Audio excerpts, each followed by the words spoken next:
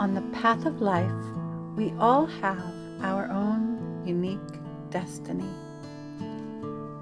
The life of every soul has a heroic probability to manifest into its highest levels of abundance and joy, and to be filled with goodness and divine inspiration. That's why I created Awakening with Sarah.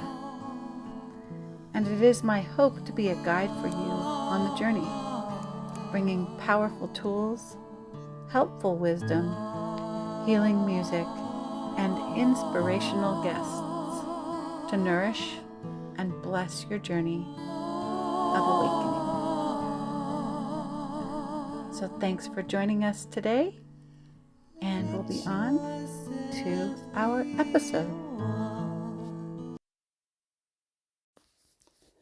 Alisha is a world-bridging galactic activation portal. The two of us share at such a deep level.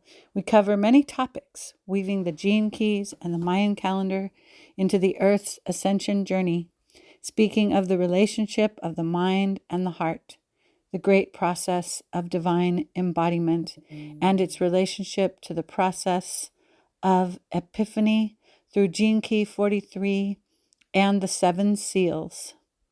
We talk about the dense alchemy of spiritual evolution in this time of final conflict, awake amid the light and the dark. Alisha, through her near-death experience, is a progenitor of the embodiment of the Diamond Sun blueprint. We talk about the generation, my generation and her generation, and the difference between the veil lifters born in 1965 and her as a Diamond Sun embodier who has transcended duality and pain body. Alisha's story is so inspiring. The great death of her old self and the birth of her divinely embodied self. We talk about the origins of gold, the practice of ancient alchemy, and how it relates to our breakthrough evolution to the higher levels of consciousness and our collective human destiny of ascension. We culminate our interview holding great optimism, talking about the coming reunion and celebration as more and more soul groups unite to activate the blossoming of unity consciousness for the whole earth.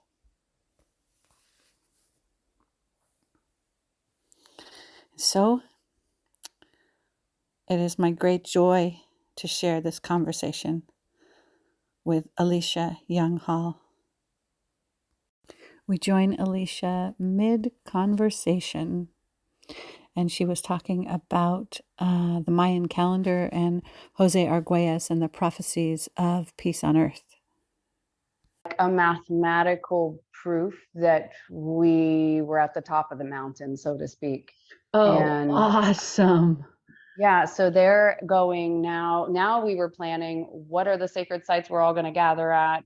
How are we going to project the circumpolar rainbow bridge around the earth that would be visible for all beings to see, which would be the sign to say we are activating peace on earth and it's safe for the star beings to return. And they're actually working with the original Maori tribes and original tribes of New Zealand, which is where kind of things started, somehow connected to Canada too.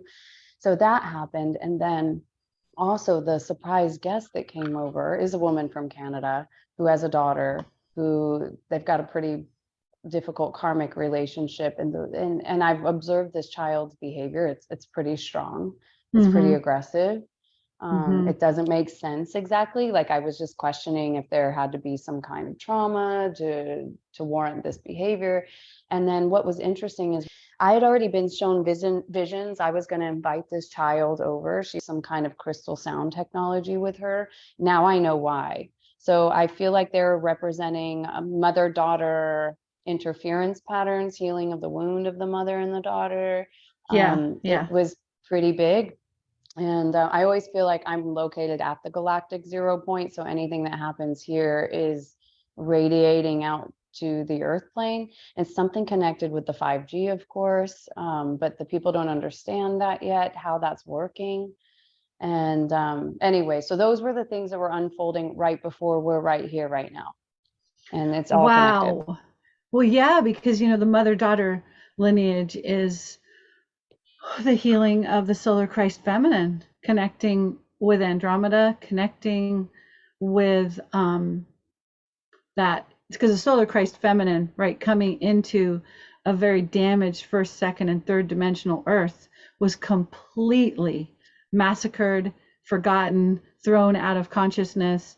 And so as the solar Christ feminine comes into those deep portals of our first, second, and third dimensional Earth, our soil of our Earth becomes habitable by the diamond sun body. So it's all about restoring the mother, daughter, father, daughter, you could say too, the daughter, right? That solar daughter that's been like Persephone in the underworld. Only it's been an eternal winter, It's not been like you get to emerge for spring. It's been an eternal winter, for many thousands and thousands of years, especially the last 13,000 years, I've told, has been the massive suppression. But as we're coming back, and we can talk about the Blue Rainbow Bridge coming back on Father's Day, June 18th, right? Just in time for the solstice, which carries the instruction sets for the diamond sun body, right? This is the last time we had this on Earth was Padmasambhava, Mount Kailash. This is the rainbow body, right? But it's not just coming for saints and Tibetan Buddhists that meditate in the jungle for 100 years. It's coming for the whole human race. And the ascending humanity, right? So this is also about the writing out of the mother in the script. Like, I've been watching a lot of Disney movies, and they're all missing the mother, or they have a dark mother. Yep. Yeah. And I was watching, Aladdin was the last show that I watched the other night, and it was, the mother didn't even exist. Like, they didn't even talk about why she was gone or where she was or anything like that. But, in order to enter the special cave with all the golden jewels, only the person that was the diamond in the rough could enter into the cave. Interesting. And in that particular case, it was Aladdin who had a pure heart. He had no money, he had no possessions, and he stole the bread. And then he saw two children, peasants that didn't have food, and he gave it to the children instead of taking it for himself. And, it was the true service to all, the pure heart, that can enter into this cave of gold. It's so beautiful. Yeah. It's how has this big full blue moon in Pisces been treating you? Good. Well, and that's the other thing we need to talk about, right? We need to talk about, this is the gateway that we can leap from the 12 to the 13. And because the truth is, the moon isn't in Pisces. And that's, the moon is not in Pisces. It is to me. I'm living in the 12 world and the 13 world, but the 12 is the father, the 13 the mother, something like that. And so just like in the Mayan studies, we've got to go to the 13 cycle. This is the final breakout, I think, that you and I are activating here, is to talk about, it's been 441 years since we've all been collectively agreeing upon and operating with this 12-month Gregorian calendar that a pope created. Right. And so the return of the feminine means breaking out of that inorganic time cycle and the 12-month karmic astrology, where we're actually moving beyond the karma into the dharma, into the full service role, where we leave the suffering behind so that we can actually build and create the new civilization. And so I don't know where the moon was last night exactly, but I'm sure I could find it if I looked up a sidereal chart. But it feels like I've been straddling the 12 and the 13 and kind of like, okay, it's time to graduate. So actually we could talk about this in the gene keys. I'm always looking for the puncture wound of the Chiron wound and the ascendant, and how we break out of that so we can move more into our dharma role, our planetary service role, where we've gone beyond everything that's ever happened to us into how we start to work together to create the new civilization. Because to me, that's been a part of the dark agenda too, that we've been replaying out this karmic wheel for so long and suffering for so long. It's like, hey, let's get the fuck out of here. Yeah. I mean, to me, there's a lot of, so we have to rehabilitate the first, second, and third dimensional layers, right? Because they've been so badly damaged. And if you think about it as soil, right? Soil where you can't plant the seeds of light because the soil is totally taken over by black sun, black dragon, light repellent, um, sadistic. My friend said, okay, just don't say the word satanic, say sadistic ritual abuse, because we're in ritual abuse and in child trafficking and in pain body magnification. We're dealing with systems that are installed in our beings through trauma that make us repellent to the higher octaves of light. And so those have to be rehabilitated before we can find our outpressing as the body of unity, right? Because like I'd love nothing better than to just be like on the land with my soul family now, beyond money, in this just beautiful, it's like my intellect has all this knowledge, but I don't really care. I just want to be with the ones I love on the land and see everyone on the earth thriving, and see happiness and joy and freedom codes permeating all creation, feel the biosphere celebrating as humanity returns to this beautiful partnership and oneness with her. I mean, at the end of the day, that's all I want. But the cognitive has had to exist inside a descending matrix with full diamond sun body rememberment, and that's the only reason why I have this fortress of intellect, right? It's so it's good to say that, because I think some people think that I just want to hang out in my intellect. No, absolutely not. That's the fortress that was put in to buffer the trauma that's carried when you have a 48 strand imprint memory and you come into this earth to be a veil lifter. You have to, it's like your deep diving scuba gear is your cognitive intellect. It's the only thing that keeps you alive when you're deep in this darkness, right? And as we come up to the surface and more love and light is permeating all parameters of physicality, the cognitive intellect is not even needed anymore. I mean, it's a beautiful thing. It might rise up as a tribute to the glorious embodiment. It's like, oh, this embodiment is so beautiful. I must write a poem. I must sing a light language song. I must sing a song with words. And then the intellect is really just rising to like honor the glory of this embodiment.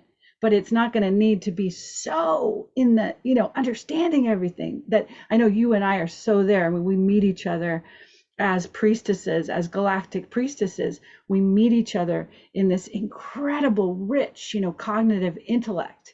And so I always, just as a caveat, because a lot of my friends are more in the crystalline embodied wave.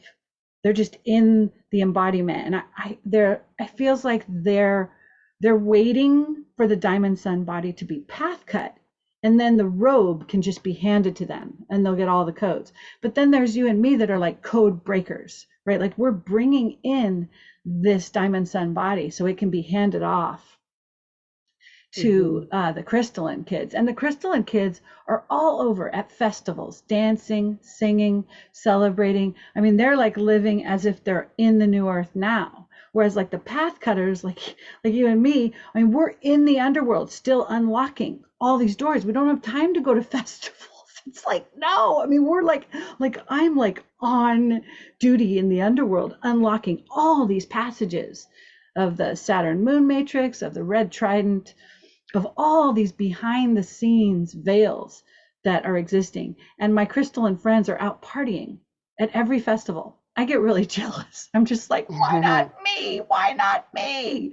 Sorry, you're the 48 stranded imprinter, the grandmother of all the indigos, and you have to unlock the dungeon doors. You're not getting out of here until all the children are freed from satanic ritual abuse, and until the red trident is off the earth and we're getting organic flows in from Andromeda. Then you can party. Well, it's interesting because I listened to, I didn't get to listen to all of it, but just the beginning of the last Lisa Renee, and it was talking about the dark alien mother. And I was thinking about and feeling like that was being completely removed. And I do feel like that's been done. And honestly, I have compassion and understanding, but in a way I also can't understand the suffering, because I feel like I've been on heaven on earth since I got here, even through the suffering of divorcing my husband, losing my children, whatever else I've been kind of going through, it doesn't feel like suffering at all. And since I had my near-death experience, when I kind of woke up to all of this a little bit Yeah. more, I Yep. was like, I couldn't understand why the suffering is still here, in fact. Yeah. Like, See, yeah, I look at you, Alicia, and your diamond code has already come in. I mean, you're already there. You know what I mean? It's like you and I are definitely different because you're carrying the energy signature of ascended earth, which brings you beyond duality, which brings you beyond constriction in the pain body, right? You're not. See, I'm still in the dungeon. Like, I mean, I have a lot of joy in my life, a lot of excitement, a lot of fun, and a lot of joy. But my full-time job is still unplugging the pain body and unplugging still myself from the pain body. Actually, so at the equinox, something huge happened with the satanic matrix. It lost so much power. And that was 420, right? Was that April in Aries? Was it that was March 25th, the night March of 25th? March 20, might have been March 26th. It was that night. We were flying on the wings of the momentum of the equinox, right? Because the equinox was like the 21st or 22nd. So we were in that momentum, and the solar feminine like went straight into the black dragon fortress, like right up against it, weeping and sobbing, and the black dragon surrendered. He can't handle purity. Pure heart, even if that pure heart is in tremendous pain, the purity kills the black dragon. They can't take it. And I came to the black dragon with so much purity in the weeping that I literally saw, like, this is the head of the fortress. Maybe this is the part that my particular soul works with, or maybe this is the collective fortress of black dragon takeover of the earth. It was huge. But he came and he said, all right already. And he just got down on his hands and knees and surrendered. And so for me, that was when the a real grip of the pain body let go at that moment. And then Jason Estes on May 13th said the satanic matrix loses all power on May 13th. So it was literally a month and a half after that black dragon surrendered that Jason announced that but what does this mean for like the practical? Because we still have the kids in the trafficking. It's still going on. I feel like it's in the process of ending on the physical, right? But yeah, no, I mean, I see you as ahead of me in a lot of ways. But it's my job. I mean, I'm in here with the site. It's almost like I'm in here with almost more like a bodhisattva, right? Like I'm in here with the entrenched satanic matrix, and it's entrenched still in my life. I mean, I'm still feel very much in the underworld because the codes that are coming in that enable this diamond sun body to incarnate for the whole first wave only came in on June 18th for us. But you're ahead of us. You're like out there shining that beacon, like you can do it, guys. I You think can that's do what it. my connection is to to being the 144 and the Mayan matrix. I'm carrying the original seed code. And Absolutely. it's like, and I also have the 44 in my vocation, line 4. And Yep. so there's something I'm holding with the original seed, and the seed is considered the archetype of the innocent. And so it was like I've had that blueprint inside that was activated when I had the near-death experience. And ever since now, it doesn't mean like I think I'm in the middle of something very dark happening. I think I'm right in the middle of a huge United Nations project. So I'm in the midst of Wow. something right now with all the people of the elites that are getting funded by the Bill Gates Foundation. And and I'm just doing what I do here.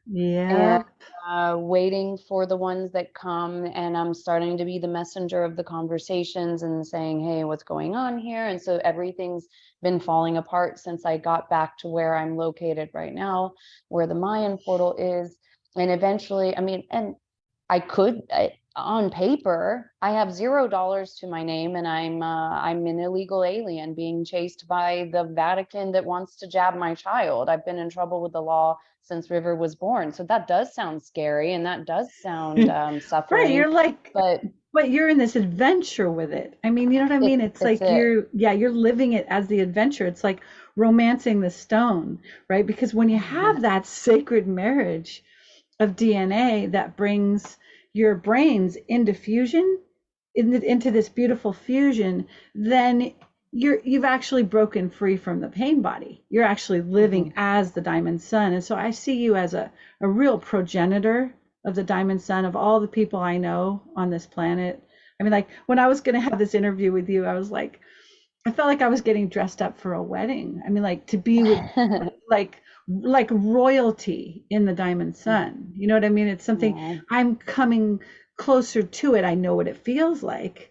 I definitely know my place when I occupy it because I have glimpses of it, right? But it's not stably embodied the way it is in you. So for me, in a way, it's like I'm just like, oh my God, I'm talking to Alicia Younghall. I'm like a kid who's meeting the Beatles for the first time. No, it's like that's like, oh my God, it's Alicia. I get to hold space and be in presence with Alicia. You know what I mean? Because I really just adore everything you represent. I mean, and in the early mornings when I'm like messaging you, Lisa, oh, I mean, Alicia, what's going on? What's going on? You know, and you send me back these beautiful things about the Mayan calendar and the gene keys. And by the way, Alicia does beautiful sessions where she really brings all these things together with the Mayan calendar, the gene keys, what's going on the planet. I do sessions like this too, but I want to give a shout out to you because I just love it. I love those things you send me, and I'm just like, oh yes, I'm with my sister, and I feel like I'm right there in the jungle. You know, when you're going through your adventure, I feel like I'm like part of me is like just like a fly on the wall, you know, or like a little bird flying next to you. She's going, oh my God, she's gonna make it through this, but it makes sense, right? Because you're holding that beautiful architecture of those freedom codes, that you're in a space where the real alchemy of the dense duality of the final conflict is right there where you are, and you're dealing it, with your baby, with your child, and the Catholic Church that represents the stronghold storefront for the worst matrix on the planet. I mean, not that everyone who's Catholic is bad. No way. I'm not saying that. But I'm saying that it's a storefront for some pretty gnarly shenanigans. And so it does make sense that there you are in the grip of that, and you're holding your diamond sun, just like in alchemy. In alchemy, you know that we have, how does it work? So we have the feces, we crush the metal, which I love. You call it feces as an alchemist. It's like, here's that shit, right? And you crush it. And then this water vapor comes out of the crushed metal, which is called the mercury. And this water vapor carries the energy signature of the already resurrected metal. It's like the purest thing. It's like the angel on the toilet. So the angel is the mercury, the toilet is the feces. You put them all together, you turn on the oven, and you get the next level of pure metal until you get all the way where the devil, the absolute antichrist, and the total Christ have the showdown battle, and then you get white powder gold. And so I see you right there. You're right there in the making of white powder gold, right? Which is the end of duality and the coming of everything we want. Everything we want, comes as we occupy beyond the dream. I mean, it's like if we get a critical mass of us occupying beyond the dream, which to me is the diamond sun body. It's what takes us beyond identification with duality. And if we get a critical mass of us there, the whole earth will just start outpressing as unity consciousness. And it'll just be like, whoa, the symphony, the players in the great symphony orchestra will come online, and we'll know where we're supposed to be, where our land-based communities are, where our greatest passion and joy intersects, contributing to the ascending body of the mother. and it'll just be a no-brainer. I'm like, I'm going to Costa Rica to hang out with Alisha, and then, oh, I'm going to Europe to be in Portugal with that community. And there'll be this knowing of like what, and I think certain soul groups are holding down certain parts of the new earth. So, I mean, I've been told mine is Pacific Northwest, Kauai. I'm an ancient Kauaian, so that 12th Stargate, my whole core soul group is an ambassador of that ancient Kauai. So I'm a Kauai, I'm here, and I'm Grass Valley, California. And then my angel said, definitely go visit, Alisha in Costa Rica, because you guys are best buddies, go there whenever, you want. But, we get our heart quarters where because you're holding it down over there. You were sent over there to hold this down and to go through this. And I don't know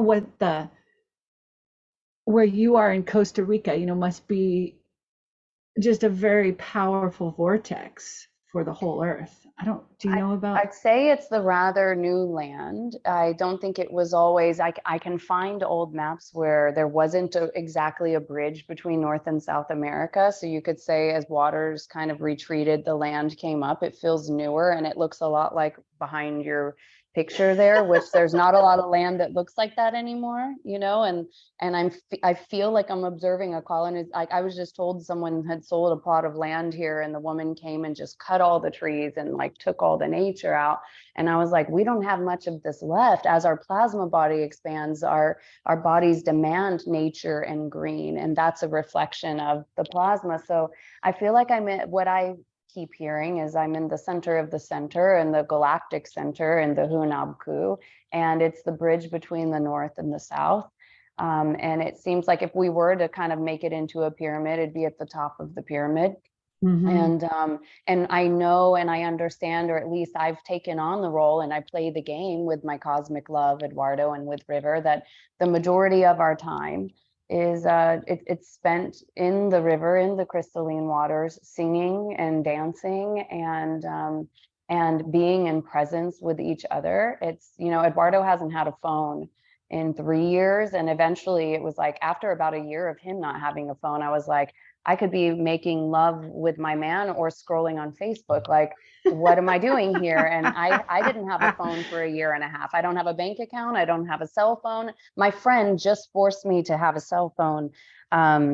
When I got back from Austin, she was like, look, you might not ever use it, but I'm giving it to you. I already loaded it with all yours. I made a YouTube for you, made an email for you. Here, just have this thing. And I'm like, ah, shit. Okay. So I'm kind of, it's like I had to disappear, and now I'm coming back around because it's time for us to start talking a little more, Yeah.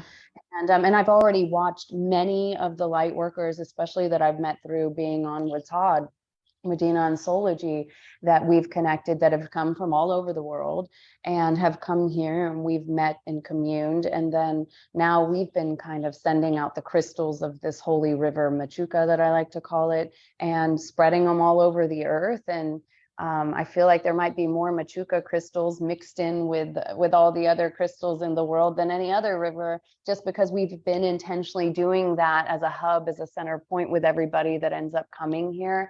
And it seems like we've just been attracting a lot of the crystal beings and the crystals, and then we just keep giving them away. Like we have nothing. In fact, we own nothing, and it just keeps coming in. Whatever comes in, we just keep giving away. And we've been kind of playing with the reality in that way for a long period of time. But, when I came here 5 years ago, I was still rather human. I was married with my 3 children, and I thought I was just coming to live in Costa Rica. And that's when all the cosmic shit started happening. Well, it all happened, we know the timelines. The end of December 2012 was the end of the Mayan calendar. That's when I was still working for Dell in Austin, Texas. And then that kind of quickly shifted. And then August 2017 with the solar eclipse. So or August 21st, 2017, which is Eduardo's birthday. That was a big upgrade for all of us. And yet, I know I see you as a pioneer. You've been doing this stuff for a real long time. And Almost I always 40 just hold the years. honor for that. Yeah. Yeah. Well, since I've been born, You like would not be, 82, I was born. your beautiful self would not be in here if I hadn't Yeah. been bushwhacking since '83, baby. That's when the big timeline opened up. As I was reading Earth Ascending by Jose Arguelles this morning, he wrote that book in January 2000 or 1983. I was born November 1982. It was like whatever you all were doing. So I always honor the ones that came before, and I honor all of. As soon as I woke up and I started to peek my head around, I was like, I wouldn't be here if not for the shoulders of the ones that have paved the way. And also, I have to accept and do my job and know that I don't have to go back and do what they had to do, You because it's already don't. been It's done. already And been now done. Yeah. this new wave that's coming won't have to do what I had to do either. There's Amanda Right. Lawrence has kind of brought in this type of knowledge, right? That it'll be Right. kind of rather sudden, and we've all done the work. So the tipping point's coming where the group's gotten bigger. And what is the group? It's the 144,000. And what does Richard Rudd say about it? He says this isn't anything special. We don't ever get caught in the personal importance or the ego here, because we've moved into the collective service realm of all of humanity and planet Earth with nothing but the purity of Absolutely. heart, The you know. oneness. And so, but we remember Absolutely. that we were given and birthed with a specific genetic material, which was here to evolve humanity and start the creation of the new civilization in the midst of the old one falling. And with that being said, going back to the child trafficking, I do want to add that from my understanding, I actually think that this country is probably a bigger hub than anybody knows, and everyone's turning a blind eye to that. Specifically the Hako Beach area, which is about an hour from where I'm located. And so Yeah. I've been seeing it, feeling it, sensing it, knowing it. And I keep asking myself, what is my role and my responsibility in that? And I keep being told, be in the present moment, hold the compassion and the love there, and heal the wound of indifference, because there is something that I feel like has to come into the physical with the responsibility as the mother, because this is the theme. The mother has been taken out for too long. Now the mother's Absolutely. back, and when the mother's in charge, everyone's taken care of. The mother protects the children, the mother is the earth, the mother is The in the mother protection brings of it people, all. Yeah, the you return of the know. divine mother and her reclamation is the end of the dark reign on earth. It's because she's back. And she's just coming back so beautifully right now. And I mean, like, I think that, there are headquarters for, if we think of this as kind of like, a virus, the red trident matrix, which Lisa is just revealing now, which is kind of the whole grip that started siphoning. And what's amazing to me is, like, I always thought, oh, beyond the third dimension, it's all just love and light. That's what I thought. Beyond the third, no, beyond the 36th dimension, you have to go all the way to the 48th dimension to get to where there's no power over control dynamics going on. It's unbelievable, the level. Like, it's, and I know so many of us know this, that, well, my friend who channels the angels, and I had a podcast with her on the 2 episodes ago.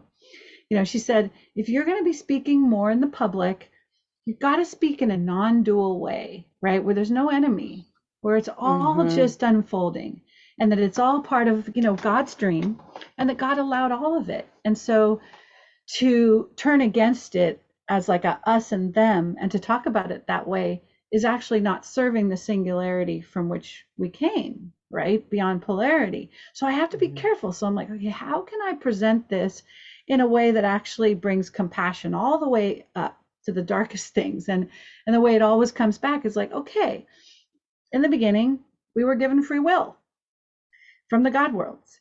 And so it was basically like, this is a delicatessen, and I want to experience everything in it.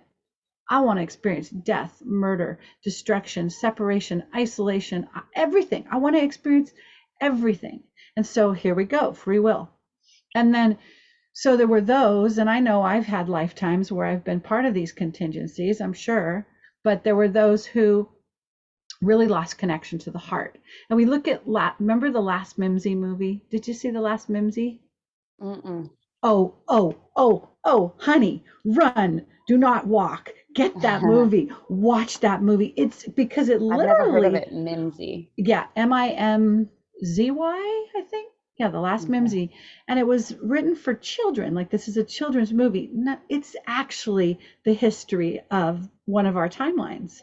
I mean, it's Hmm. amazing. I watched that movie and I had to go into the bathroom because the cellular repair inside of my masseters on the DNA rewrite was so intense that it was like knives were going in. So it was like I had full cellular repair of all these different timelines while I'm watching this movie. I saw it 22 times. I know almost every word in the whole movie. If it plays, I'm like, oh, I start reciting the script. I shared it with tons of schools and lots of children. But anyway, so this movie, is about how the human race, or the race, yeah, on Earth in the future, they had lost their connection to the heart. And so when you lose your connection to the heart and you increase your connection to technology, horrible things happen because you have Mhm. this power and this genius to control everything. And what you want is more immortality because you don't want to die. No one wants to be turned back into like stardust, dust. And these guys don't believe in incarnation or eternal light. They believe that if they die, they die. So they have to find a way to become immortal. And so to do that, they have to harness the immortal genetics of the diamond sun body, which is harvested in the most innocent children. That's where the pineal gland carries the immortal code. So it makes perfect sense. I mean, it's where they get their immortality juice. So if we Mhm. see it in a non-dual way, it's just beings who lost their connection to life trying to stay alive. And the Yep. thing is, we've told them and we've said, you will be rehabilitated. Nobody gets left behind here. No matter how broken you are, we might have to discontinue the genome that you're carrying, but you as a piece of life will go on. It may be a long process to build yourself back up. And it's like, we've gone in there and offered them these rehabilitation programs and they don't want it. They do not. Most of them are just like, no, we're going to go until they don't believe in redemption. They don't believe that they are loved. All they know is power, power, power, stay alive, stay alive, stay alive. And so, in a non dual way, that's how we understand why the earth has become a farm for the lower emotions, because those are the Mhm. emotions they can feed off of. So, with compassion, we understand, okay, sorry, guys, you're losing your gasoline. The earth is ascending. And wow, everyone in the end will be reunited with the light. And you can take the shorter way home or you can take the longer way home. And it looks like you're taking the longer way because you're still creating this antichrist until the very end. You're not choosing rehabilitation. So that's the hard part to watch, is that there's the it's like you're driving, you see a species that's driving its car headlong into a brick wall, and you're Mhm. offering them rehabilitation and they're not taking it, and you can't really help them, and they're creating massive suffering as they go out. So Yeah. it's hard to stomach it all. It's hard to take it into the unity heart and just be like, oh my God, okay, God allowed this. Like my angel said, if it's good enough for God, it's good enough for you. And I'm like, that's a big statement. I mean, that's basically like, just somewhere in your being you have a neutrality that holds all of this as perfect, Mhm. and you need to find it, because that's who you are. As we return to God, that's who we are. Everything is perfect. And yet down here on the ground, we know that we want to reclaim freedom and the end of suffering for all humans. That's absolutely what we want to do in the game. But at the level beyond the dream, we have to see everything as perfect. So it's This is just the 28. Yeah, this is my culture. It's embracing the dark side. It's the shadow of the purposelessness to the immortal, to the immortality. And in order for that to fully form too, we've got to work with the 60, which is breaking from the the binary. limitation. Yeah, divine Yeah. justice. Yep. So we have to break the laws of time and space. And that's where we start to understand that there's no linear time here. Because if we get too caught in linear time, we can possibly imagine that this is going to take a long time to flip. But we know that the 37 talks about the real pole flip, which is the fall of the patriarchy. It's the ultimate principle of the masculine now serving the feminine principle. And it's the fall of all the false structures. And so this happens very fast. And what I'm sensing here is that everybody has an opportunity to repent.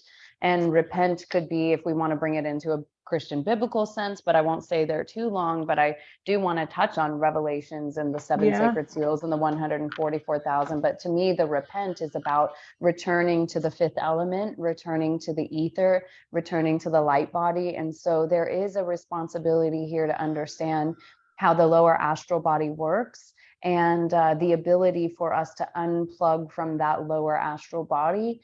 And it's as simple as, beyond any stories, we utilize for the alchemy, we utilize whatever emotions we've still got going on within our present reality. We utilize that polarity charge to learn how to become a master of the emotional plane and the emotional field, and no longer be a victim of that, which is gene key 55, which leads to the freedom. And the victimization is about victimization of the emotional state where the emotions have been controlling us. So going back to where I see this suffering going on and bringing this into the seven sacred seals, because I was thinking, I even asked some people here in Costa Rica, why is this child trafficking stuff existing here? And he goes, well, first and foremost, there are people that don't have so much money here, and this is very true. So it's quite interesting. There's a lot of money coming to the country, but then there's the polarity of that, which is The still have and the the have third world nots, country. right? We don't have. And so it's quite interesting. One day me and my friend did an ecstatic dance cacao ceremony in the center of everything in Hako Beach. And I saw a woman, a mother, walking with maybe her 12-year-old daughter with her little backpack purse on, and they had come out Aww. of a car. Uh-huh. And then I saw her go into another car. And what I understood, as simple as this could be, somebody that cleans a house here in Costa Rica, there's people with millions of dollars here, but then there's people that are, making about $4 an hour working hard cleaning houses. And Yeah. so you just can't buy much food with that. It's actually more expensive to live here than even America, as far as the buying of things goes. And so when you're in poverty like that, the next thing you know, it's easier to just take your daughter out and do what you need to do to have some meat on the table. Of course, I don't eat meat Right. The anymore, but I'm just using survival the is so example. intense. Yeah. Yeah. Yeah. And keeping that system of poverty in place supports the desperation that keeps the trade in place. And so it's like, yeah, I mean, it's such a catch 22. And That's just one part, right? Because then there's the healing of the sexuality, which brings it to sacred seal number 2. Because see, all the sacred seals have the answers. The sacred seals end war on the planet. They heal the human sexuality. That they end they heal the fights between the races, which I'm considering the races on the earth, but also star races, even reptilians. It's the healing of all the races. And it's a forgiveness. It's sacred seal number 5, which turns on the Buddhic body. And so that's where I think I'm living right now. I believe that I've moved on. I've raptured myself from the lower astral body. It is one of my main codes, the 30, if you're oh, familiar with the yeah, gene keys. yeah, And you then you move did. into the electrical body or the light body or the diamond body, whatever you want to call this thing, Buddhic body, whatever. But it's the ability to be in the world but not of it, and to Mhm. understand what we're doing just by being in the presence on the earth plane. And I'm also the willingness in every now moment that I go where I'm called. And so if I'm called into a tunnel, I'm fucking there, Yeah, you're and if there. I'm called into a We go courtroom, everywhere. I'm there wherever I'm called. Right now, I'm called in the jungle, in the Mayan portal, and I'm assisting whoever comes to me magnetically. I don't force myself out there. I let it all come to me. But I do believe that the 7 sacred seals are the key activation that needs to take place, because the truth is, and I had to learn this, because when I first started to wake up when I got here, I zoomed to heaven on earth rather quickly.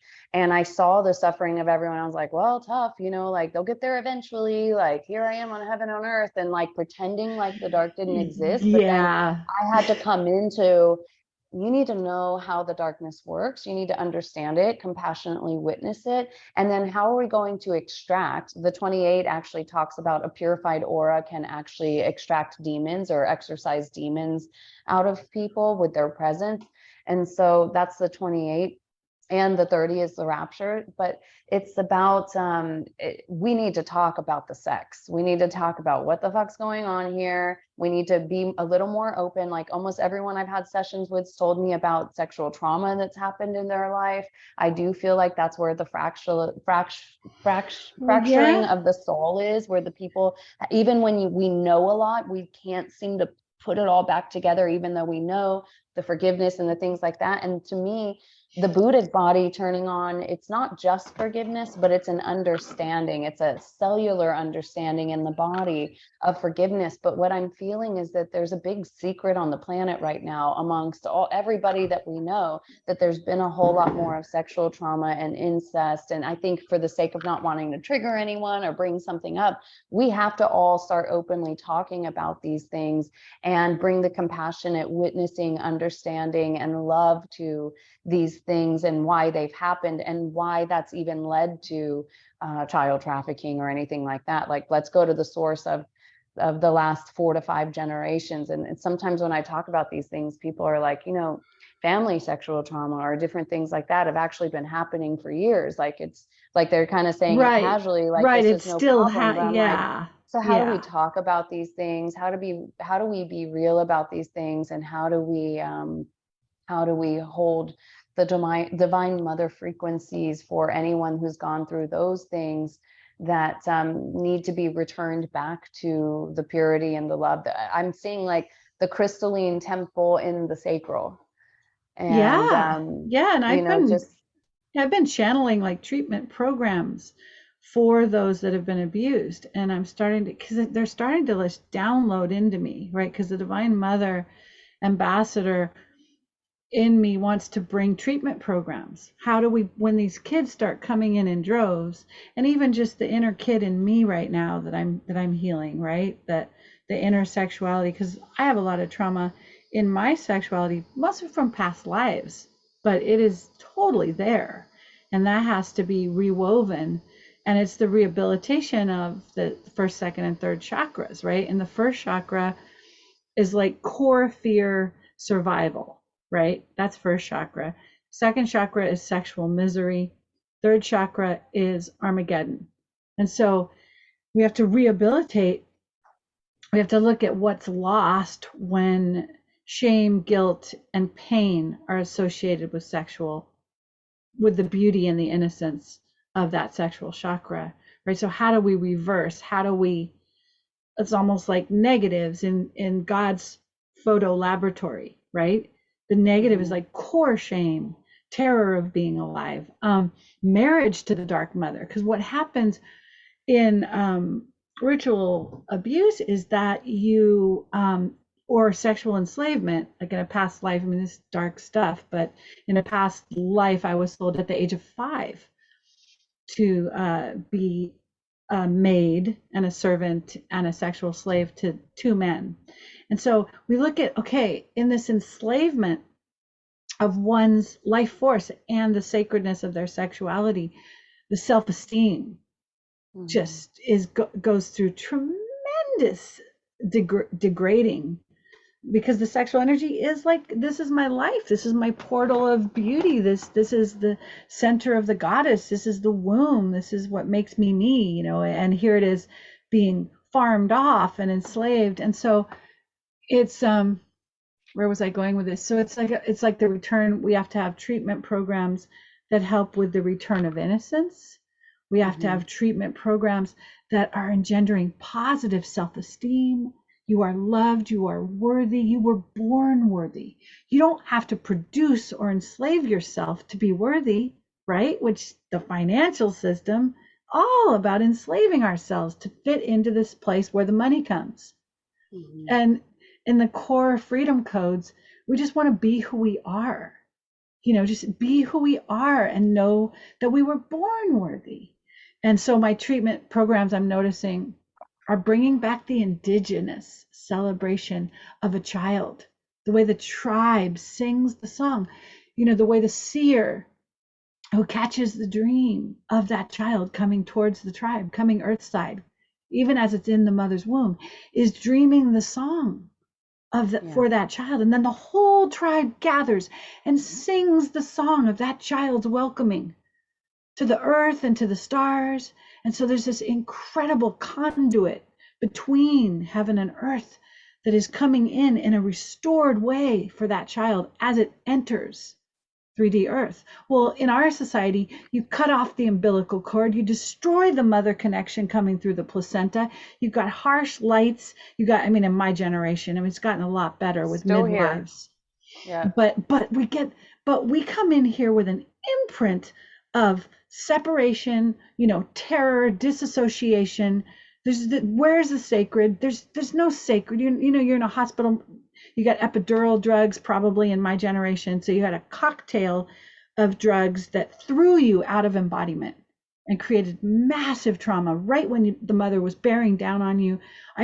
It's like, okay, if the negative aliens wanted to design a negative harvesting of a human, the hospital system and the way a baby is born, that child is tagged to be harvested for the rest of its life inside of fear and pain and anxiety and enslavement, right? It's like, so how do we imprint this beautiful indigenous and yet star-filled way of being born into this earth, so that you feel your worth more than your worthiness, you feel your inherent God self being celebrated, and then you're welcomed into this belongingness of this tribe, and then you have your place. The women are weaving the baskets and the men are on the hunt and the fire ceremonies at night, but there's no like, what job are you going to do? We're going to get you trained. You're going to have to get straight A's in school, and there's all this competition, and you're going to go to a university to study some course of study that's going to make you able to do something so you can bring this green paper. And it's like, what the is that, right? And how even now with social media, right? It's like, get your click funnel, be a master at this, get booked and paid to speak. It's like all about like production and achievement, but essence, the essence of who you really are in that enriching feminine way of like cultivating and becoming deeper and deeper in wholeness it's not focused on hardly anywhere. It's all about like, be an expert, produce, make, get free so you can go on vacation here, do that. It's so hyper masculinized. And it's like, oh my God, I just want to be alive, be with my beloveds. Yes, money needs to come to me, but I don't want to matriculate myself into this cluster, fill in the blank, to do that, right? So how do we, and that's gene key 14 to me, because my pearl is gene key 8, right? And so a big part of my pearl is like freedom out of the box, like exquisiteness that's just completely out of the box. Nobody's got a training program that's going to train this soul to be anything. No, I'm a phoenix, butterfly, dragon, rainbow crystal river that's flowing in dynamic presence through every moment in this life. How are you going to, it's like, how are you going to catch this wave and pin it down? Like in The Sound of Music, they say, how do you solve a problem like Maria? How do you catch a wave and pin it down? And how do you make her stay to listen to all you say? And then it's, how do you catch a wave and pin it down? And it's like, and then it's, how do you hold a moonbeam in your hand, right? You can't really hold it in a structure. It has to be in this dynamic marriage of light and sound, of structure and form that is mutable and moving all the time. Right? So it's gene key 8. And then gene key 14 is the compromised vessel. Like, how do you frickin' translate heaven of your diamond sun body into a very broken genome in the first, second, and third dimension? And so that's what all the treatment programs that are downloading right now are about, healing the first, second, and third layers so that the diamond sun beings can actually get in here, right? And that was a whole mouthful. just went on. Okay, now your feedback. Well, yes. So this brings me to the translation again of these 7 sacred seals beyond the individual personal codes of our profiles. Although I will say I have the 14 3 times. It is my sun. Ah, And the 8 is my breakthrough sphere. It's Taurus 25 degrees, which is also my Chiron moon. So it oh is my about God. being the voice. It's Yeah, you directly have opposite it. my sun. And it is about us doing the harmony. And my pearl is the 43. Well, the 43 to me is the causal body, the rainbow bridge of the lower and the higher worlds. And so what I've found to be so with the turning on of the higher bodies is that, well, first of all, before we go into these sacred seals, we have to work with the 13 and the 30. And the 30 is the rapture. So, but we're talking Rapture. about the codon ring of the purification. And actually, the shadow of the 30 is desire.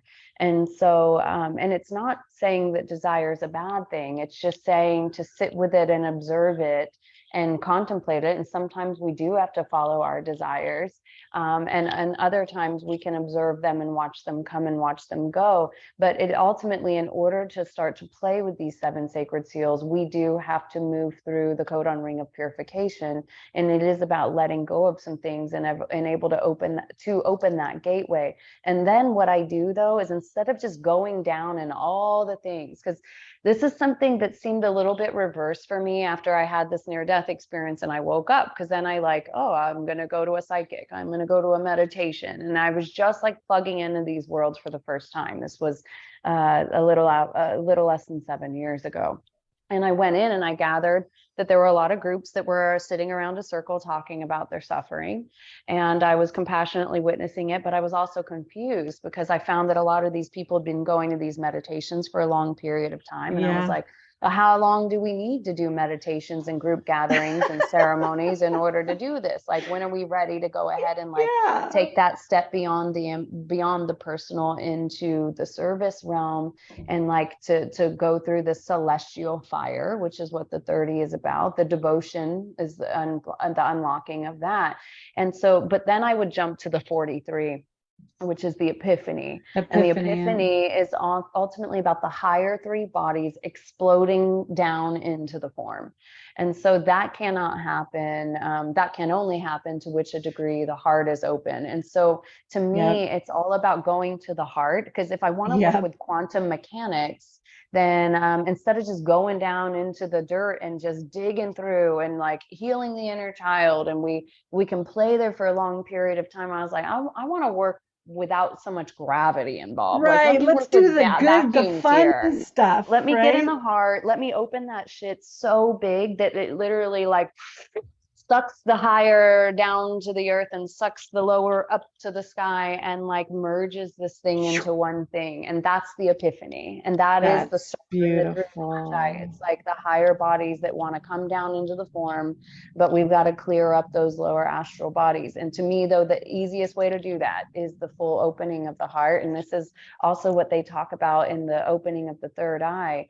The third eye can only open. Who are we kidding? We could do a million third eye meditations here, but the third eye can only open as fully as the heart can open. And so you'll only be able to translate the reality even from what you might call your third eye vision or sight, based on the Your heart. higher or limited perspective of your heart. So if it's still closed, or if it's still in duality, it just can't quite perceive the wholeness and the big picture of everything. And then we pull it all into what I've really been studying since I got here, and all of this information started to come through. It's the power, it's the mathematics of synchronicity. Oh It's yeah. it is the understanding. What I feel like I was guided into was understanding, if you surrender, if you let it all go, no matter how much it might hurt, no matter how much it might be hurting other people in your mind, no matter how much it might be breaking old traditions and breaking out of your old individual structure, it's actually what has to happen in order for you to see the science of synchronicity, to trust there actually is a divine plan here. And we are in the 40 in the tropical astrology right now, which is and the moon was in the 37, which unlocks it. But it is about the calm, relaxed nervous system, allowing the divine will to flow through. And it's a clearing of all tension. And the 40 is responsible for all illness on the planet. It will eventually heal all disease on the planet. It's responsible for cancer on the planet, the shadow of exhaustion. EQ. It's my It's EQ. your EQ. That's your Mars. I literally live the 40 all the time. And I do So have we're this highlighting feeling, your Mars. I have this feeling that what's coming through is encoded to heal all disease. I always get that, right? Because that's like Yeah. the 40 in the EQ as a 48 stranded imprinter basically covers the healing of all disease. It's the end because it's the great mother, right? It's the code of the great mother that just absorbs everything. But yeah, the shadow, the exhaustion is unbelievable. You're just like, oh my God. And the overdriving, the overgiving, the difficulty setting boundaries, just, and having to claim back the life and say, wait a minute, my life matters. And then when you do that, you call forth the willingness to reclaim the body, right? And that's where the epiphany happens, because you're like, I'm claiming this circuitry, I'm coming in here.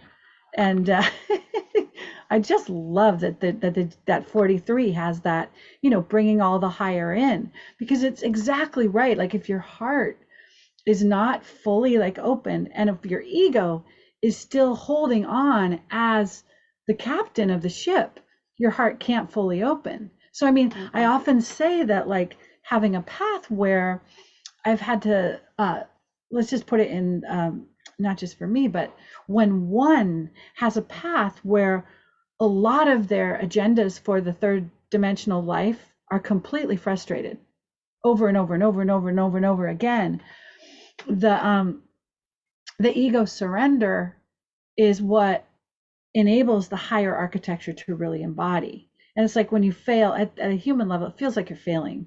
It just feels like you're failing because every single thing you try fails across the board as far as a career, right? Or a thing that gathers people, in the ways that you would define success. Like every single thing fails across the board. And the ego during all those failures just like it dies. It finally becomes extinct to believing that it has any sense of jurisdiction over the reality at all. It knows that it is Gene Key 21, right? That's my life's work is the 21.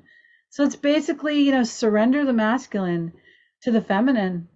If you're in a leadership position, it will be called forth from your divinity, and your human walking this path has no control. None. You just, and people say, well, you have free will. Well, you have choices. Like bullshit. The unity logos is governing the rhythm of every action I do on this planet. And if I do an action that's not in the rhythm of the logos, it totally fails. And you can always tell, because if I'm pushing at something and there's massive struggle, I'm out of rhythm, because it's supposed to flow in this effortless prosperity circuit. If you're aligned with the timing, it flows perfectly. But my ego is still stubborn. Like I was working on my website and I'm like cramming it, like I'm gonna get this done, right? This is Gene Key 38, 39 on my radiance and my purpose, right? So struggle, warrior, push through it, right? It's like, no. Yeah, perseverance is good, but you also have to be able to say, I'm not having any fun. So I must be really out of alignment. The more misery that's getting created while I try to get this website like through, it's like, no, just surrender it for the night. It'll be here in the morning. And I still have trouble with that. And I don't know if the shadow of the 38, which is struggle, right? It's just pain body, or it's the fear that if I don't manifest it, and I wonder if people watching can relate, it's the feeling of like I'm on a roll, and if I don't follow that roll to the shore, it's all going to be lost. And really, I don't think that's true. I think that's an egoic trying to hold on to control. Because I think if the ego surrendered, you'd wake up the next day and you'd still want to do what you were doing, but you'd come at it from a relaxed state, and you'd And if it wasn't ready yet, you'd find support. I don't know. It's a big topic for me Well, I because can share this. I can share what is coming through here because I'm thinking of the 34 and the shadow of force. And the yes. force, keep trying to force something or make something happen versus the majesty. Force is opposite of majesty. Majesty is playing a game in an electromagnetic field where it's bringing everything to itself. And there has to be a deep trust in there being that this is how the design works. And, you know, as I was kind of coming into my knowledge, as I was sitting here in the jungle, the old version of myself who was very masculine, very productive, and very successful in my life, and had went from growing up with no money to making a lot of money and being successful at anything that I did. But there was something that was coming into me. I would be like, I gotta go make a thing. I gotta go make a business. I gotta go make a website. I gotta go do retreats. And then I have the 52 as one of my North Node signs. And then I would say, hold the restraint, hold the Yeah. restraint. The stress is coming in right now because my masculine, my old way of I gotta do, produce, make. And then now I didn't even know what a feminine and a masculine was until after my near death. And I started to perceive it that way. And I was like, holy shit, I've been a man my whole life. I've been forcing Right. everything, forcing my Yeah. way and everything, making shit happen in competition. I want to be at the top. I want to be this. And then I had to and I had to work through my inadequacy. I had to, all of a sudden I wasn't doing and producing like I used to. And Yeah. The I had to ask 48. myself if I was worth anything and For and then try 48. to it's it, you know? And so I had to trust in something deeper. And now don't get me wrong, I'm living a simple life here. I pretty much have $0 until the next thing comes in. I only live by donation here. And so I used to think that money is what made things worthy or was my indication of success or whatever. And now I'm living in a world where I understand I have everything that I need when I need it. And Richard Rudd talks about in Which the is reading of 48, prosperity. right? Yeah, The exactly. And 48 is that's that free energy. beauty. Yes, free energy. It comes when it's needed. It moves in, it moves out, and it really gives us the it's such a beautiful consciousness of building trust with the divine, right? Because Mhm. you're right on the edge. You're walking the wilderness path and you're like, I wonder, I'm out of food, I'm out of water. And then boom, there's a stream flowing by. There's a patch of berries coming from the mountain, and your sense of appreciation and also your sense of being cared for is so much Mhm. stronger than if you had everything you needed in your pack and you know what I mean? And you Yep. never had to face that edge. And so I think it's so beautiful to be on that edge. I mean, it's a challenge. And it's just, Mhm. you're literally walking with Divine Mother in every moment. You're literally like, Mom, here you go, love. I actually, Mom, and I've got to the point where I'm like, I don't even need anything, but I have learned what it feels like when someone brings me a papaya, you know, and oh, it's like, so wow, I needed beautiful. that. And you know what else it's done for me is it's put me in a position of compassion for the entire human race that maybe Yep, isn't in the same perspective and mindset yep. as me, but is considered. I was laughing with someone today. I was like, on all levels, I would be considered poverty. And yet you know, there's something interesting. I watched a video. I don't usually put too much time in this, but this global economic forum robot dude, and he was like, you'll own nothing and you'll be happy. And people are like, what, fuck that. And I'm like, well, Yeah. I own nothing and I am happy. So I think he's saying it from the other side of the coin here, because he wants to be in dominance and control. However, I can say I can live to tell that this is the truth, and in the same time, you know, it doesn't mean I'm not open to abundant things, and I sense those things coming. But how do those things come? Well, it's through the 45, the cosmic communion, and it's Oh, talking about the yes. Christ's blood and the breaking of the bread, and the breaking of the bread is actually the money. And so when humanity, and we don't have to wait for a financial crisis to happen for this to happen. I actually have more of a hope and a vision of the goodwill of humanity that stops holding on to everything for the future, for their own survival, for their own family, and that things start to flow. There's a change of heart. There's an opening and a remembrance that we're all one here. And so just when I think I need to go force myself back into an old modality, I'm like, no, no, no, no, no. I believe in the goodwill of humanity. I know, and by no means am I sitting around begging for anything. It's only by synchronicity that I'm supported, and by the goodwill of the people. And I'm obviously willing to exchange my knowledge and wisdom to anybody that looks for it. I do work by cosmic donation and only by synchronicity. I don't have a website, I don't advertise or anything like that. Somehow everything's always there when it needs to be there. But I believe that eventually it will become bigger than that. We're not just rubbing nickels together, you know, something beautiful is to be built. Exactly. And it's like the spirit of money. I mean, one of my big passions, and I think I have this passion because my path has been such a struggle with finances. It's one of the biggest core suffering in my life is through finances. And I know that the spirit of money wants to be a part of serving in this grand way of magnifying joy throughout the whole of humanity. I mean, the spirit of money like talks to me. It comes to me and it says, you know how I have trouble coming into you in your life? It's because of the way it's organized all over the earth.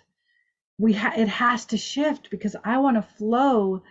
I want to flow directly in conjunction with the prosperity of mind, body, soul, spirit, with all the people of the earth. And it has to be a whole sort of, like you say, it has to be a relaxing of the grip. It has to be a mutual trust that it's going to flow, that it's going to move among all humanity in a beautiful way. And I don't know exactly what that looks like.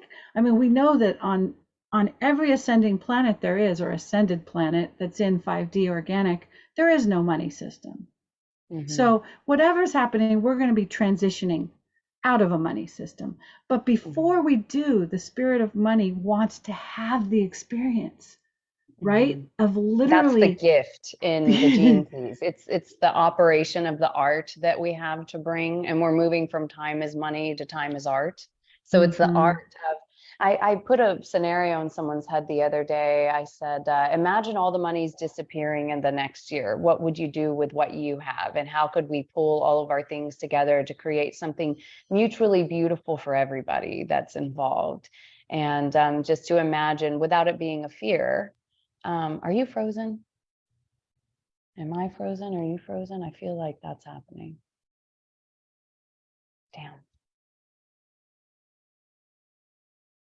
I don't know if my Wi-Fi went out or if that was yours.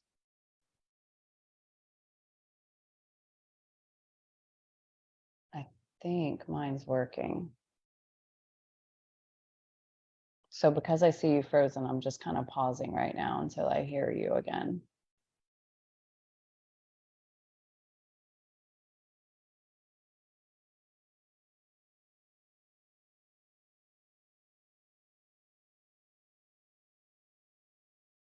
Yeah, maybe I'm still live.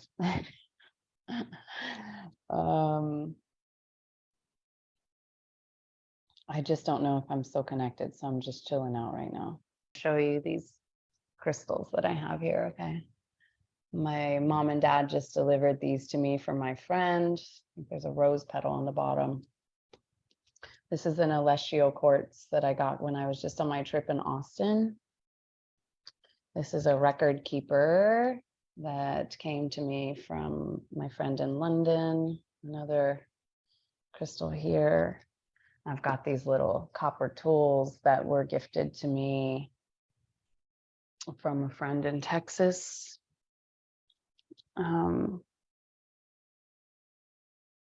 Collective fear of survival. So you know what? I have my book open because Sarah had said something about her core suffering's been with finances. And I don't think that there's anybody that hasn't had a core suffering with finances. on this planet in some way. I think there's been poverty in all the lines for a long period of time, just because of the way that the system's been created as a hierarchy. So if you know the gene keys, the script does talk about the eventual ending of money, but before that, it is the breaking of the bread in the Christ's Last Supper, and it is the ability to be able to break the bread, and the bread is actually the money, and be able to kind of move it around. And Richard Rudd talks about the idea of in the codon ring, or in the prosperity sequence, which is your blue codes that would be in your gene keys chart. And if you don't know about gene keys, go to genekeys.com, free profile, and pull your chart. But the blue codes that are actually what activate the quantum. And he talks about true prosperity isn't about what you have, but it's about the ability to watch the money come in and the watch it go.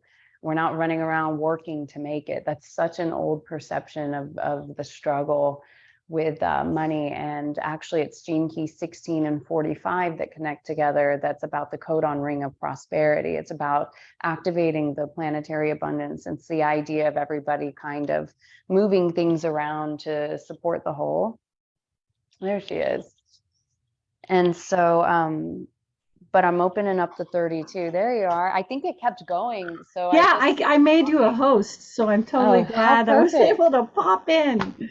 I just showed my crystal friends real quick, and then I started, well, you know what, as you went off, because you had told me the last thing you said, the core suffering I've experienced in my life was the finances. And I'm like, well, no shit. And then there goes the whole entire internet.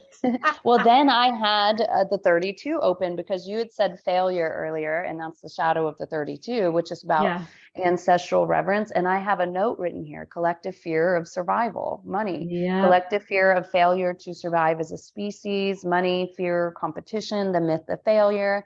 It's about the gift of preservation, the city of veneration. And actually, you know what?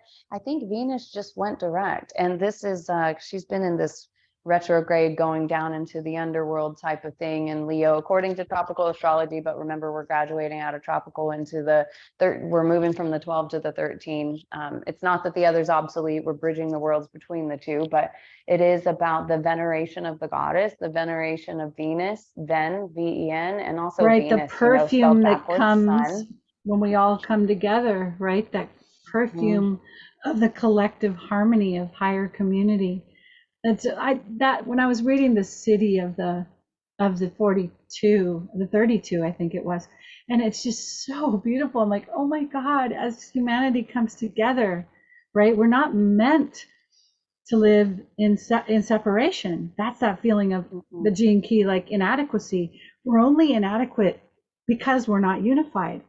And then as we unify, we create this beautiful perfume where it benefits everyone. It's where everyone's living together, is this love affair with spirit and matter that distributes resources in the most beautiful way, and that money wants to be a part of this perfume, right, for all humanity. And so, yeah, so beautiful. I'm getting chills. Well, and you know, exactly this, I have raised the group consciousness beyond family, culture, to the entire species. And we're moving from disjointed, fundamentalist. Money actually provides a wonderful lesson in letting go of fear. In many respects, it's become one of the new spiritual teachers on our planet. And I can say I actually feel like I'm recognizing, even in the spiritual community, the distortion within it. Like, I'm talking about bringing this to a planetary level, not a personal level. Absolutely. You know, I'm talking about, and that's why I'll never have a bank account again. I know that for sure. I'm holding out for something much bigger. That's I don't need money to come in and out of a bank account or through my hands. If the food is there, if the house is there, if the communities or the structures are there, like I'm holding the vision of that. I know that's the future of this thing. And so we all have our pieces and our parts and bringing it into fruition. But I know that I'm never going back. So it's, what else do we have here? I feel like there's some other things about fear, the perfume of consciousness, fear entirely transcended. Knowing who makes in my body talk session yesterday, it was all about the end of fear. And fear was described as the unknown enemy. Isn't that amazing? It was cellular repair of the idea of an unknown enemy. Wow. So literally, it's like the whole planet going through a cellular repair for the end of fear. Yeah. Right? And how do we reprogram that to there are no enemies? It's just that simple, right? All of a sudden we drop that one into the coding because we're the coders, because the unlocking of the 32 is that we're the reader and the writer of the story here. So we're writing a story right now where there is no suffering, as the mothers that we are, as the veneration of the goddess that we are, and the perfume of the consciousness and the power that we have to demand and command these things on the earth plane as the members of her. And it's like I don't remember what I was going to say about that. Oh, sorry, sweetheart. Yeah, I can. No, you're fine. It just deleted from me, but I do see that we're burning up all the karma accumulated in the ancestral DNA. I want to talk about something about gold. Let's talk about this real quick. Yeah. I was having this revelation about gold and that's actually the mineral connected to the 14.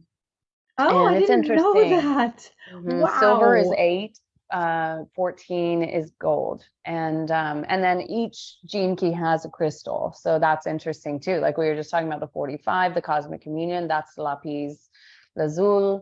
Oh, I love lapis So, but lazuli. isn't it interesting? Like I always pay attention to when I'm meeting someone, what crystal they're wearing. Like I just saw a woman and she had a labradorite on her purse. She just got from Guatemala. And I was like, oh, that's the 31 leadership, right? So it doesn't even matter if it's in her codes. I'm just seeing these holographic pinpoints of reality. And I just met another guy that had a labradorite. So I'm like, okay, interesting. And in case labradorite's your favorite, go read Gene Key 31. There's probably some messages, and it's moving from arrogance into humility and leadership. But the gold, okay, the gold. Yeah. So I'm in a city that's actually known for having a gold mine. And I was thinking about all that have been considered gold mines and gold rushes all around the earth. And I remember one day talking to Eduardo about gold. And I was like, wow, because I've found some pieces of clay here that have reformed and they have little squares of gold in them. And I was like, wow, it's so interesting how the gold is formulated. And he goes, well, you know that gold is actually from the explosion of a star. And I was like, haven't heard that one. Now, Eduardo's rather cosmic in nature. He's never been from this planet, I don't think. And so then I had to just go Google it, as if Google is going to tell you the truth. Who knows? But anyways, I do find out. And then I was just telling my dad about it when he was visiting, and he spoke into his thing and was like, where did gold come from? And it's like, gold comes from exploding supernovas and stars. And I was like, now that's some crazy shit if you really think about it. And I know NASA uses gold, and it seems to be some kind of conductor of energy. And so I was starting to think about wherever the gold mining was and how it was connected actually to original celestial habitats. Highly advanced civilizations that lived in certain locations that are more than likely connected to inner earth caves, because there were usually caves and tunnels connected to this. So it almost felt like a cover-up story. And then I was thinking about how all the gold was built into these like bricks. And it made me think about how maybe there were even structures built out of golden bricks. And that somehow, though, bricks were then possessed by whatever has been in charge over the last fucked up centuries or whatever it is, that we think that we're going to hide gold in buildings and that's going to make you rich. And that we've all actually collectively agreed that we would appoint people into positions of power, wealth, and royalty based on the amount of gold they have, when it's honestly dishonestly harvested. And I think it has a lot more to do with the celestial realms and the civil and lost civilizations. And yeah, I would imagine so. Isn't that interesting? And so there's just this funny thing about how somewhere along the way we all agreed that there was a price and that it carried a value of this thing called money, which it's kind of funny. Like if I went to the store and I had a bar of gold, I couldn't really do much with it. But if I were building a starship, it might be helpful. And that might be a reason why those things would be retained and pulled away from locations and hidden in, what do you call those things? Like, I don't know, safes and banks and shit like that. So it's just been something I've been contemplating lately about what gold has really been used for on this planet.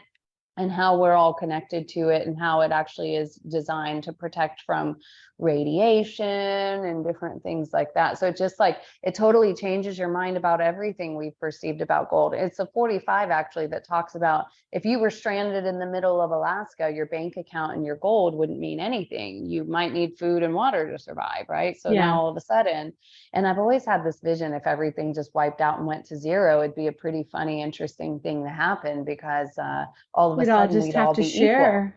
We'd all you be know? equal and we'd all have to share resources. Yeah. I mean, my heart is the 26, right? So Uh-huh. 2645 is totally dear to me. That communion, my heart is looking for that communion beyond the surrendered pride of the ego, right? It's like the, what is it? Into the invisibility of the all that is, coming together in this sharing of resources and this communal, um, the 45 is just like such a beautiful key. I remember when I first read that thing, I was like, oh my God, and then I'm a 2 on my culture, right? So it's all about unity. Like every song that gets created through me is so much about unity. If you look at my songs on my CD, it's like, oh, unity song, mother song, the illusion of separation, in the arms of eternity. What I am one with the earth. Every single thing, planet of light. Every single thing is unity, communion, synergy, synarchy. So before we go off, because Mhm. I have to go off by 12:30, but I wanted to ask you, so Mhm. when was it that you really like had your near death and everything shifted for you? Because I like to look at that in the context of the galactic history, right? Which I know of. I love to Mhm. like look at it. So when was your That big change? Well, I want to connect this to Wayne Dyer somehow. It's connected to him deep, because he was kind of an initiation of Oh, a little awakening for me. And he died on my son's birthday, August 29th. So his death amazing. just passed. 9 months later, I'd had my son that I named Dyer. And that's when I had the near death experience, which was May Oh, 10th, 2016, and is Wayne Dyer's birthday. So Wayne okay. Dyer died on my son's birthday, and then I had the near death, and I was born again. And I feel like Dyer and I came in from another place together. Yeah. And I feel like my body had to go through some kind of seizures and awakening to actually to bring him down. And so it was May 10th, 2016. So I just hit the 7 year mark of that. So I actually have used that as the idea of, in the Gene Keys, it talks about the 7 year physical incarnation. I feel like I just hit my first 7 years of whatever was coming down. But then it was, just a little bit after that, um, I got back home, and then I had a hernia surgery in December of that year. And I feel like that was when the rest of my walk-in, so to speak, or the full integration came in, because my body was on anesthesia and I was in the calm, It relaxed makes sense. Okay, thing. I've got one thing to tell you right away. Okay, Yeah. on April 12th, 2016, that was right before that the next full moon, which was an eclipse, right? Mm-hmm. I was in Kauai, and my Andromedan teams, it was one of the craziest experiences of my whole life, because they took over my entire mind. I had no thoughts. It was just them in there, like a bunch of construction workers, and they're like, cursed communication link here, they're handing things off to each other, and they're like, for 45 minutes, and I'm right at the 12th gate in I had to be at the 12th stargate on the north shore of Kauai.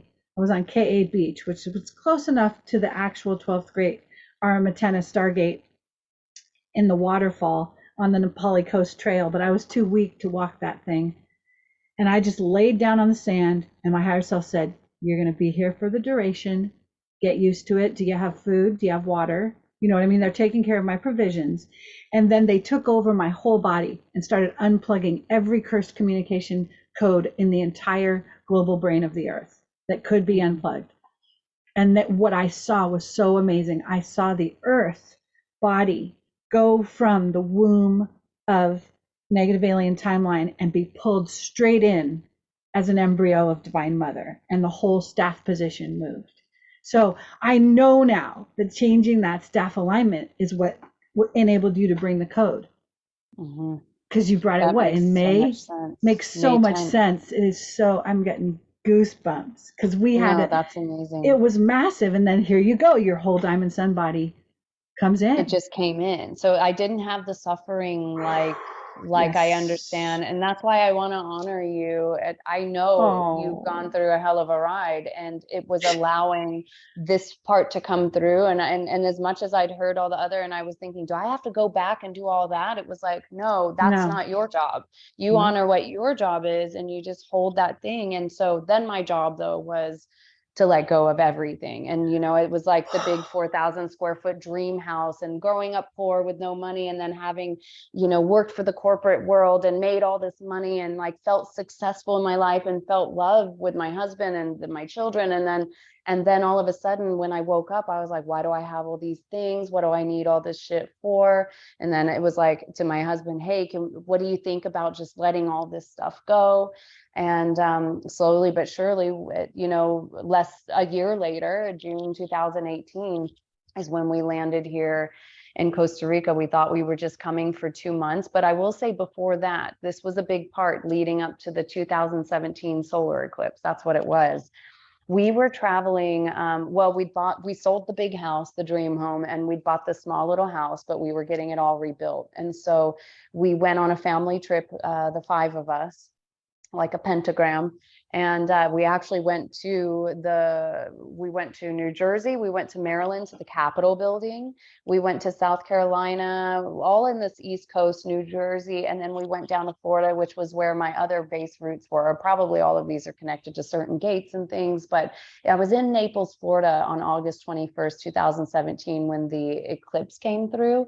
And back Yeah. then, I didn't know anything about anything still. Like, it was just Wow. slowly happening. I You're was letting go so of the young. material. But the Yeah. blood, so here's the thing. I hadn't bled in over 2 years, because I was pregnant, and then I'd had my son and I was nursing him. At the moment of the solar eclipse, I started to bleed. And I was Wow. like, well, I was actually getting ready to do a CrossFit workout at the time. I was lifting heavy weights and all, competing and all these things, traveling around, going to all these CrossFit gyms. And so that's the first time I went and I Googled blood connected to period connected to the sun. I could only find it connected to the moon, which I thought was kind of interesting. I couldn't find anything exactly connected to the solar, but I knew that had to do with my connection of solar consciousness at that Yeah. moment. Yeah. And then everything moved very fast from here. But I still didn't know about DNA, energy, frequency, Palladian, until I landed here in Costa Rica, and I met a girl named Alisha, who's my friend now. And she goes, do you know Sandra Walters? Have you ever heard of a star seed? I think you're a star Uh-huh. seed. And someone handed me a Palladian book, Bringers of the Dawn. And as soon as I read it, I was like, this shit's true, Yes. and Bringers of the then Dawn here was we one of my are. first books that I read. I was shocked God. that it was like 26 years old or 30 years Right. old. I was like, Right. how in the fuck did she write all this back then? Like, this is so out there. Like, at, Well, at, at the beginning, I couldn't even share it with anyone, because I was like, people will think this is so crazy that yeah. I can't share this with anyone. But deep in my heart, it resonated so deep. And then I started studying astrology, and I recognized starseed codes. And I realized that my birthday, November 18th, was directly connected to the Pleiades, middle of May, middle of November, direct Pleiades. And that's when I started to see, and then I started to attract other beings to me that had that type of pattern. I tend to see a lot of the Palladian Taurus codes coming into my field. And it's like, they're here to ground into the earth what I'm bringing in through my water codes. Right. It's And it's interesting. Like when I look at that whole progression up into, the eclipse in August and your awakening in that time, it's like I can look at, okay, all these pieces that we put into place. It's like because we the pole shift prevention team had to prevent the pole shift in 2012, or we wouldn't even be in this timeline. So that was the first big one, was pole shift prevention, which enabled us to bring down a whole new crystal star network.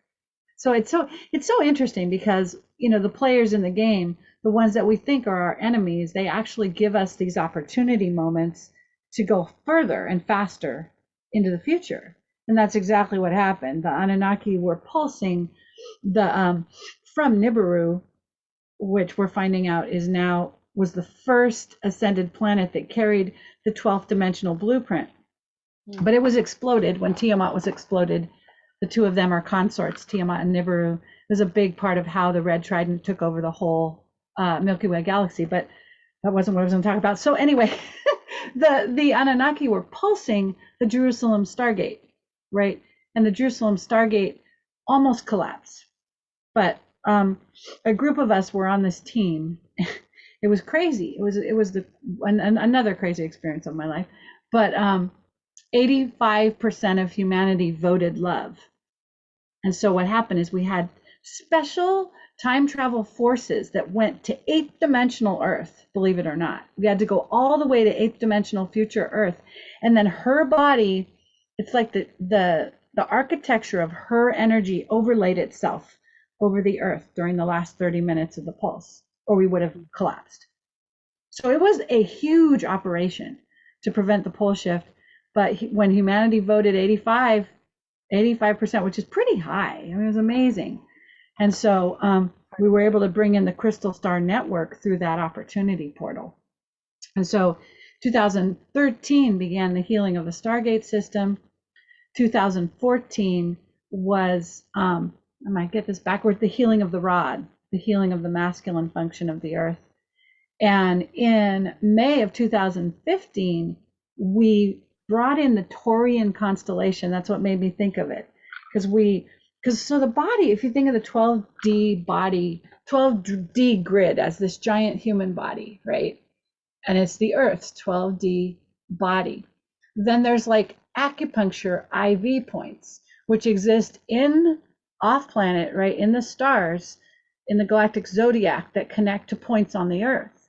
But those have been totally manipulated by the powers that be.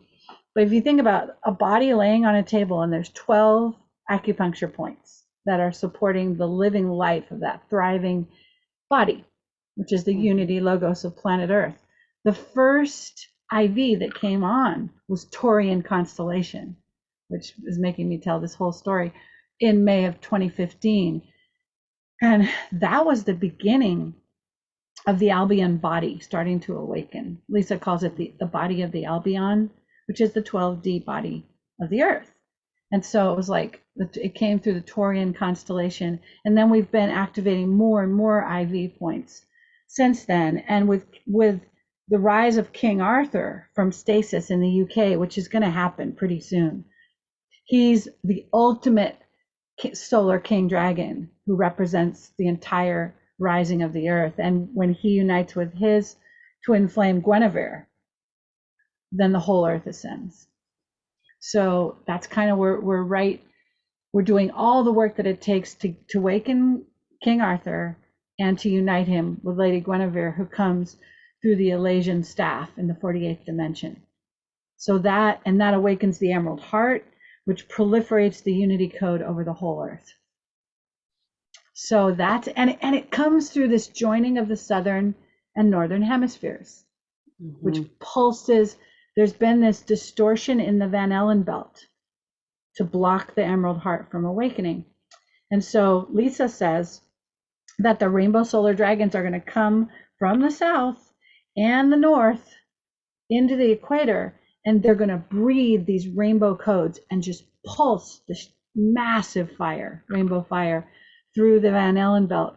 And that's going to awaken, to unite the positrons coming in from the top and the negative ions, electrons coming in from the bottom, and that explodes the Emerald Heart, and that proliferates unity throughout the whole planet. So she told us about this about 9 months ago. And I was like, well, when is it going to happen, Lisa? And she's like, well, if it happened right now, there'd be mass psychosis. So the Guardian teams are respecting, because if we put the whole human race into mass psychosis, that would take us back, not forward. So we can't, the hands are tied. We're not sure when that's actually going to come, but isn't that exciting? And there you are, like in Costa Rica, and I'm up here. So it's like, well, and I do want to plant something in that's interesting, because when I do follow a lot of what Lisa Renee is talking about, the reason I believe it's true is because I feel like I'm living it in a physical plane. And then it's like, I'll listen to what she says and she's summarizing my week. in people on the ground, including someone that I feel like is the representative of Arthur. And I Oh, kind of am imagining that I also know who the Guinevere is. And so it's just, I can't say this is true or not, but it does feel, and I've always felt like the Emerald Heart was in the center and connected to this river somehow. And so what do I know, right? I'm just playing in my own fantasy dream here, but I've wondered about why every time I hear about it in the UK and I'm kind of like, okay, what's going on over there? Who do I know over there? What's going on? It is interesting that I just had a friend come back from over in the Glastonbury tour. She was there on the solstice and didn't even know it was the solstice or that it was a oh significant time to my go over there, and God. brought me some special rocks from over there. And I gave Yeah. her a very special ruby that I just got on my big trip to Austin. And so we've just been mixing all the codes together, and hey, thy will be done. But I think it's sooner than later. The fact that we're on this call right now, having this I reunion is know. It's like part of Alicia it. and Sarah together at last, you know? Yeah. And my mother and father coming to visit here and what they were bringing in and the revelations we were having on all levels, and the cosmic communion that was taking place. And actually, you know what we read out loud was the 26 and the 45, because my mom has a 26, my dad has it 2 times. Oh, And so I felt like wow. that's what we were really gritting in and activating, was the cosmic communion, which is the sixth initiation. So I just want to, before we go, acknowledge the sixth initiation, because I feel Yeah. like there's something about it, the communion. The sixth initiation is the greatest experience a human being can have. It represents the zenith of our human development and the end of our evolution on the earth. The mystery of Holy Communion is the mystery of sacrifice. This is the full awakening of the Christ consciousness in a human vehicle, which requires the death of that which identifies with the principle of form itself. This stage is often referred to as enlightenment. The light referred to is the pure light of the sixth body, the atmic body, which is born from within the Buddhic body and enlightens the lower three bodies. As it does so, it causes the causal body to dissolve, thus severing the link or bridge between the lower and the higher world. I think this is what we're calling the split here. In mystical Yeah. terms, this involves the dissolution of the soul, that aspect of human consciousness that is drawn again and again into incarnation. Thus, it is said that at the point of enlightenment, the indwelling awareness can no longer take incarnation and forever escapes the wheel of samsara or illusion. The initiation of communion also shares its name with the 45th city, which describes the great mystery of the taking of the sacred sacrament. The communion involves the direct imbibing of divine consciousness at the altar. In entering this field of frequency, you are transcending all sense of being separate from others. This is symbolized by the blood of Christ and marks the final breaking up of the karmic residues held in your DNA. For the grace of Christ to enter you, you must be willing to make the ultimate sacrifice, to give up your lower bodies and their desires, feelings, memories, dreams, and knowledge, and to be taken over by the greater being who has been waiting all along within you. To Oh, enter this great initiation is to die into the second aspect of the sacred Trinity, the Christ. And then the next after that will be the seventh, eighth, and ninth planetary initiations. And yeah. so that's going to be the return to Eden and the new heaven and earth. So I feel like we're activating that. And then the other thing that it actually talks about 5 avatars that came to the earth. Oh, damn, this is out. Where does this material come from? Is it Richard Rudd or is Yeah, it? this is the 22nd gene key, Oh, with so that encompasses all beautiful. the 7 sacred seals. So it talks about the Yeah. 9 portals of the planetary initiations. He talks about these being the future teachings of the mystery schools that will take place, about the turning on of the rainbow Buddhic body, the Corpus Christi body. And so I do kind of envision that at some point, I'm not sure who's going to contribute financially, but I do think at some point the goodwill of humanity is going to start to create something like beautiful spaces and charging stations and gathering points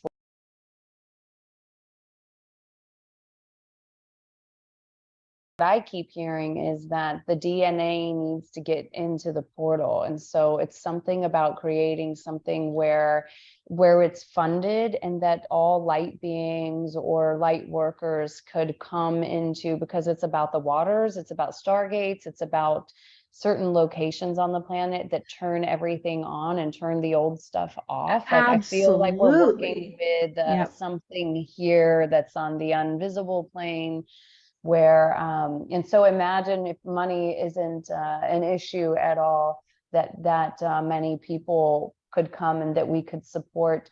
Because God, I've met so many magical beings that have come through here, the most beautiful pure hearts of the musicians and the dancers and the singers, and none of them have money, and they're all very happy. And also, I would imagine something like all of them being supported, having a community to stay in, or at least a portal where, good. You know, where My internet connection is unstable, honey. So if we go off this time, we'll just stop. But yes, time to yes, bringing people to come together and do these big grid activations that are, you know, in this lead up to planetary ascension, where we're literally breathing love into the mother's body and resuscitating. So I'm totally there with you. I love you so much. Love you. Thanks for being here with me today. Thank you. Thank you for everything. I love you so much. And we'll talk again at the perfectly designed moment. Much love to everybody. Bye, sweetheart. Mwah. Thank you. Bow.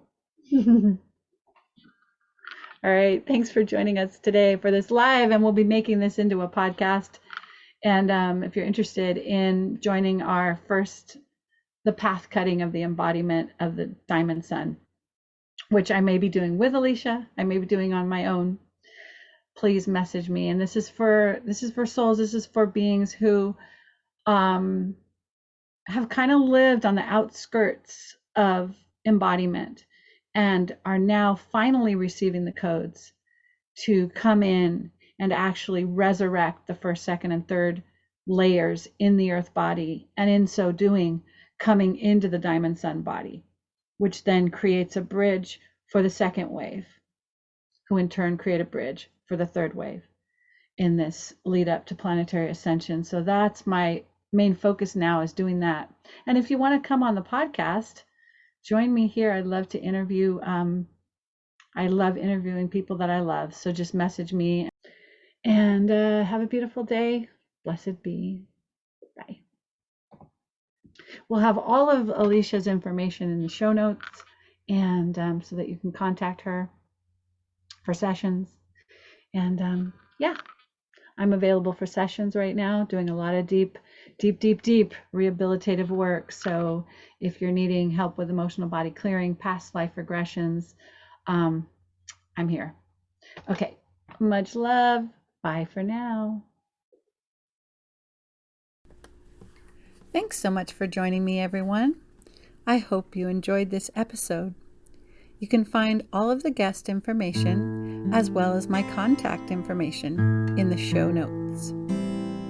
The musical selections for the intro and the outro were Let Yourself Be Awash in a Sea of Love and Mother Song. You can listen to and purchase these songs and more at saraadams1.bandcamp.com. If you found value in today's content, please like and share, as it really helps support the continued production of this podcast.